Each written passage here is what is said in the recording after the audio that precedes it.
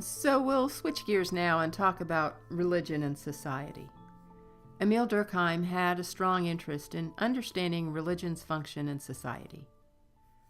Durkheim considered different types of religions and tried to understand what they all had in common. Durkheim found that there was no one particular belief that all religions held, but they all created a common community that centered on their beliefs and practices. And all religions separated the sacred from the profane.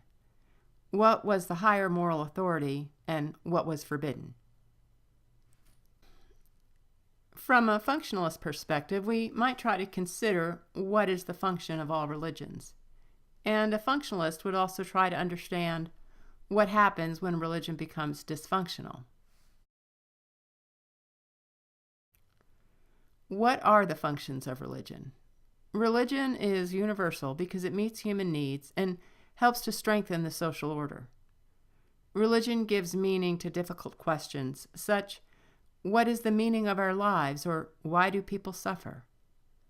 It helps to create an ultimate meaning for people and create social comfort by doing that.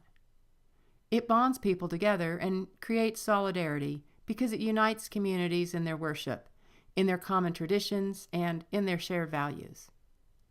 It gives a guidebook for daily life, directing people when they are unsure of what to do. It provides for social control, as in the ultimate commandment from a higher being. And it can call for social change, as for instance the civil rights movement and the ability of the church to mobilize people.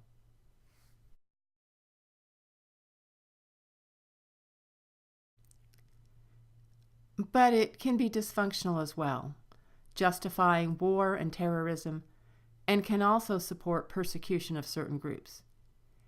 History is full of instances of wars that are based on religious beliefs, such as the Crusades that occurred between the 11th and 14th century.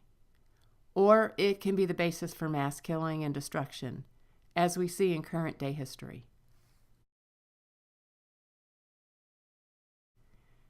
The symbolic interactionist perspective might focus more on religious symbols, common beliefs, and individual religious experiences.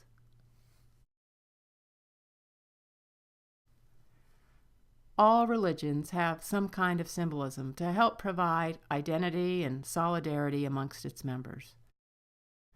Symbols allow us to communicate in nonverbal ways, through gestures or common behaviors. Symbols can allow us to pack a good deal of meaning into just one simple figure. Think in terms of what the cross means to Christians, as opposed to other groups, or the Star of David, or the moon and the star, or the cow, which expresses for Hindus the unity of all living creatures. Rituals, on the other hand, are ceremonies or repetitive practices that are used to create meaning that help to unite people into a moral community.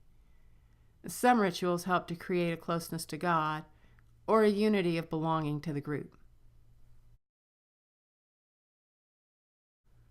Beliefs can be very vague or very specific. Beliefs may embody values, in other words, how to live your life, but they can also promote certain types of cosmologies, and that term refers to teachings or ideas that provide a unified picture of the world. The idea of religious experience is that it helps us become aware of the supernatural or a feeling of coming into contact with a higher being, a spiritual being, a higher power, or God. A religious experience can be a very mild sense of presence or a strong feeling that God is present, possibly speaking or directing one in some manner to do something.